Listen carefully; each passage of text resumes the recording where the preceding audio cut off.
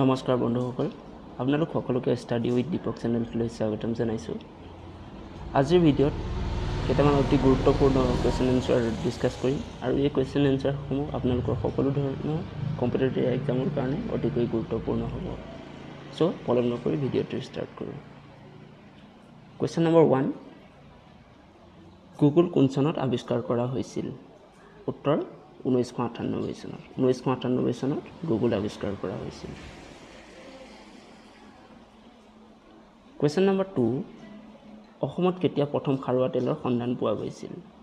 উত্তৰ 1867 চনত। 1867 চনত অসমত প্ৰথম খাৰুৱা তেলৰ সন্ধান পোৱা গৈছিল। কুৱেশ্যন নম্বৰ 3, বৰ্তমান অসমৰ মহকুমা কেইটা আছে? উত্তৰ 78টা। অসমত বৰ্তমান মহকুমা 78টা আছে। কুৱেশ্যন নম্বৰ 4, স্বৰ্গনাৰায়ণ উপাধি গ্ৰহণ কৰা প্ৰথম আহোম ৰজাজন কোন আছিল? উত্তৰ চুহুংমুং। স্বৰ্গনাৰায়ণ উপাধি গ্ৰহণ কৰা প্ৰথম আহোম ৰজাজনৰ নাম হৈছে চুহুংমুং। কুৱেশ্যন নম্বৰ 5, ৰাষ্ট্ৰীয় বিজ্ঞান দিৱস কেতিয়া পালন কৰা হয়?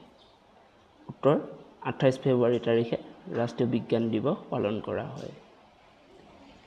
কুৱেশ্যন নম্বৰ 6, আলাবৰিদন কেতিয়া সংগঠিত হৈছিল? উত্তৰ 1669 চনত আলাবৰিদন সংগঠিত হৈছিল। কুৱেশ্যন নম্বৰ 7, অসমত বন গৱেষণা কেন্দ্ৰ ক'ত আছে? উত্তৰ যোৰহাটত।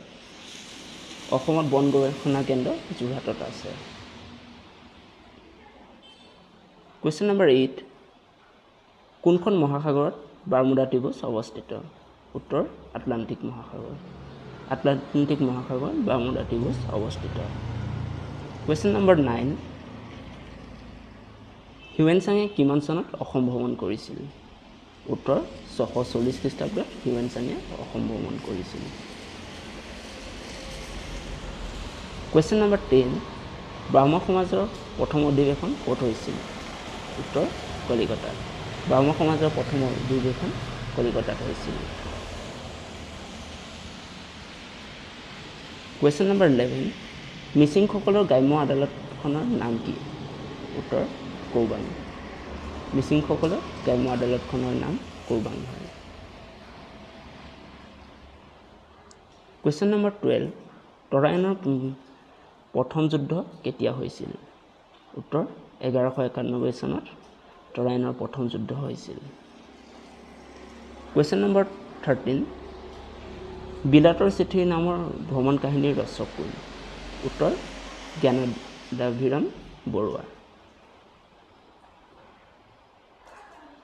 কুৱেশ্যন নম্বৰ 14, কলা দিৱস কোন তাৰিখে পালন কৰা হয়?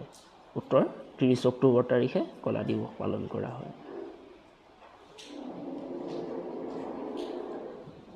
কুৱেশ্যন নম্বৰ 15, বিশ্বৰ সকলোতকৈ বেছি ধূমপায়ী দেশ কোনখন?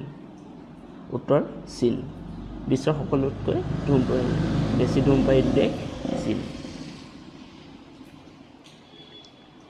কুৱেশ্যন নম্বৰ 16, অসমৰ ইতিহাসক কেইটা ভাগত ভাগ কৰা হৈছে? উত্তৰ 4টা ভাগত ভাগ কৰা হৈছে। কুৱেশ্যন নম্বৰ 17, গোৱালপাৰাত হুদুম পূজা কিহৰ বাবে পালন কৰা হয়? উত্তৰ কৃষি উৰ্বৰতাৰ প্ৰতীক হিচাপে হুদুম পূজা পালন কৰা হয়। কুৱেশ্যন নম্বৰ 18, আয়াৰলেণ্ডৰ ৰাজধানী চহৰখনৰ নাম কি? উত্তৰ আয়াৰলেণ্ডৰ ৰাজধানী চহৰখনৰ নাম হৈছে ডাবলিন। কুৱেশ্যন নম্বৰ 19, হৰ্ষচৰিত পুথিখন কোনে ৰচনা কৰিছিল? উত্তৰ বাণভট্ট। হৰ্ষচৰিত পুথিখন বাণভট্টই ৰচনা কৰিছিল। কুৱেশ্যন নম্বৰ 20, সেউজ বিপ্লৱৰ ফলত কোনবিধ শস্য অধিক লাভৱান হৈছিল? উত্তৰ ঘেঁহু। সেউজ বিপ্লৱৰ ফলত আটাইতকৈ বেছি অধিকজনক লাভৱান হৈছিল ঘেঁহু। কুৱেশ্যন নম্বৰ 21, য়ং ইণ্ডিয়া গ্ৰন্থখনৰ লেখক কোন? উত্তৰ মহাত্মা গান্ধী। য়ং ইণ্ডিয়া গ্ৰন্থখনৰ লেখক মহাত্মা গান্ধী। কুৱেশ্যন নম্বৰ 22 বৈষ্ণৱ ধৰ্মৰ মূল দেৱতা কোন উত্তৰ ভগৱান বিষ্ণু বৈষ্ণৱ ধৰ্মৰ মূল দেৱতা হৈছে ভগৱান বিষ্ণু কুৱেশ্যন নম্বৰ 23 কাছাৰৰ প্ৰাচীন নাম কি আছিল উত্তৰ হিড়িম্বা কাছাৰৰ প্ৰাচীন নাম আছিল হিড়িম্বা কুৱেশ্যন নম্বৰ 24 কাৰ দিনত হাজোত হয়গ্ৰীৱ মাধৱ মন্দিৰৰ নিৰ্মাণ কৰা হৈছিল উত্তৰ ৰঘুদেৱৰ দিনত হাজোত হয়গ্ৰীৱ মাধৱ মন্দিৰ নিৰ্মাণ কৰা হৈছিল কুৱেশ্যন নম্বৰ 25 দিল্লীক ভাৰতৰ ৰাজধানীৰ স্বীকৃতি কোন চনত প্ৰদান কৰা হয় উত্তৰ 1931 চনত দিল্লীক ভাৰতৰ ৰাজধানী হিচাপে স্বীকৃতি প্ৰদান কৰা হয় কুৱেশ্যন নম্বৰ 26 অসমত কেইখন বিশ্ব ঐতিহ্য ক্ষেত্ৰ আছে উত্তৰ 2খন কুৱেশ্যন নম্বৰ 27 ৰাষ্ট্ৰীয় ভোটাৰ দিৱস কেতিয়া পালন কৰা হয় উত্তৰ 25 জানুৱাৰী ৰাষ্ট্ৰীয় ভোটাৰ দিৱস 25 জানুৱাৰী তাৰিখে পালন কৰা হয়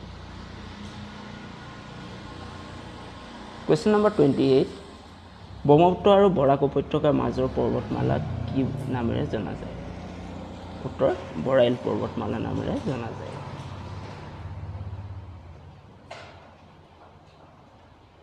কুৱেশ্যন নম্বৰ 29 মহীশূৰৰ নতুন নাম কি উত্তৰ কৰ্ণাটক মহীশূৰৰ নতুন নাম হৈছে কৰ্ণাটক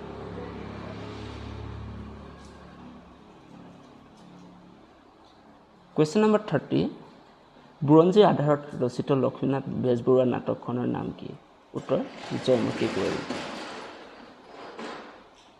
কুৱেশ্যন নম্বৰ 31 অসমীয়া সাহিত্য চৰা কিমান চনত প্ৰতিষ্ঠা কৰা হৈছিল উত্তৰ 1872 চনত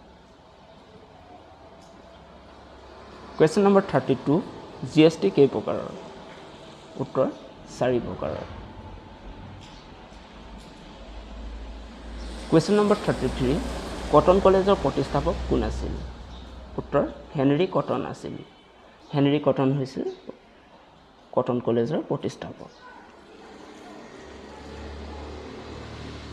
কুৱেশ্যন নম্বৰ 34 অসমীয়া ভাষাত বুৰঞ্জী লিখোঁতা প্ৰথম আহোম স্বৰ্গদেউ কোন আছিল উত্তৰ স্বৰ্গনাৰায়ণ আছিল অসমীয়া ভাষাত বুৰঞ্জী লিখোঁতা প্ৰথম আহোম স্বৰ্গদেউ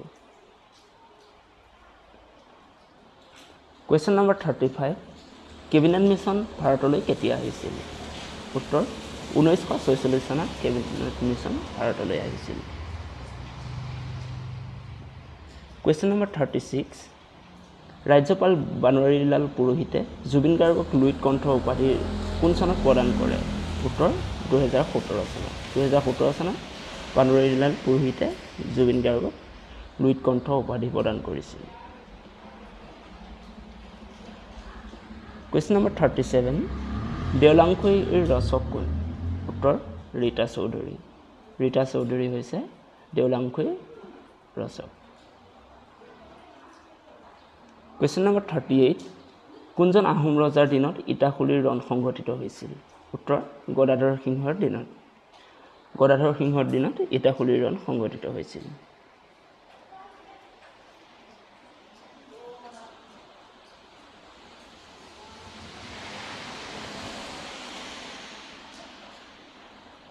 কুৱেশ্যন নম্বৰ 40 সতী জয়মতী দিৱস কেতিয়া পালন কৰা হয় উত্তৰ 27 মাৰ্চ তাৰিখে পালন কৰা হয় সতী জয়মতী দিৱস 27 মাৰ্চ তাৰিখে পালন কৰা হয় কুৱেশ্যন নম্বৰ 41 অসমীয়া সংস্কৃতিৰ মূল ভেটি কি উত্তৰ সমন্বয় কুৱেশ্যন নম্বৰ 42 কোনটো গ্ৰহৰ কোনো উপগ্ৰহ নাই উত্তৰ বুধ গ্ৰহৰ কোনো উপগ্ৰহ নাই কুৱেশ্যন নম্বৰ 43 আহোমসকলৰ বিবাহ প্ৰথা কি নামেৰে জনা যায় উত্তৰ চকমা কুৱেশ্যন নম্বৰ 44 নামঘোষা কোনে লিখিছিল উত্তৰ শ্ৰী শ্ৰী মাধৱদেৱে নামঘোষা লিখিছিল কুৱেশ্যন নম্বৰ 45 প্ৰেম আৰু ৰদালিৰ কবি বুলি কাক জনা যায়? উত্তৰ হীৰেণ ভট্টাচাৰ্য। হীৰেণ ভট্টাচাৰ্যক প্ৰেম আৰু ৰদালিৰ কবি বুলি জনা যায়। কুৱেশ্যন নম্বৰ 46, গদাধৰ সিংহৰ আহোম নামটো কি? উত্তৰ চুপাথোৱা। কুৱেশ্যন নম্বৰ 47, ৰাণী ভিক্টোৰিয়া ব্ৰিটিছ সিংহাসনত কোন চনত বহে? উত্তৰ 1837 চনত ৰাণী ভিক্টোৰিয়া ব্ৰিটিছ সিংহাসনত বহে। Question number 48, discovery of Assam গ্ৰন্থখনৰ লেখক কোন? ডিস্কভাৰী অফ আছাম গ্ৰন্থখনৰ লেখক সতীশ চন্দ্ৰ কাকতি। কুৱেশ্যন নম্বৰ 49, নামদাঙৰ শিলৰ সাঁকো নিৰ্মাণ কোনে কৰিছিল? উত্তৰ ৰুদ্ৰসিংহই। ৰুদ্ৰসিংহই নামদাঙৰ শিলৰ সাঁকো নিৰ্মাণ কৰিছিল। কুৱেশ্যন নম্বৰ 50, লক্ষ্মীনাথ বেজবৰুৱাক কোনে ৰসৰাজ উপাধি প্ৰদান কৰিছিল? লক্ষ্মীনাথ বেজবৰুৱাক ৰসৰাজ উপাধি অসম সাহিত্য সভাই প্ৰদান কৰিছিল। কুৱেশ্যন নম্বৰ 51, চান্দৱী উৎসৱ পালন কৰে কোনে? চান্দৱী উৎসৱ ৰাভাসকলে পালন কৰে।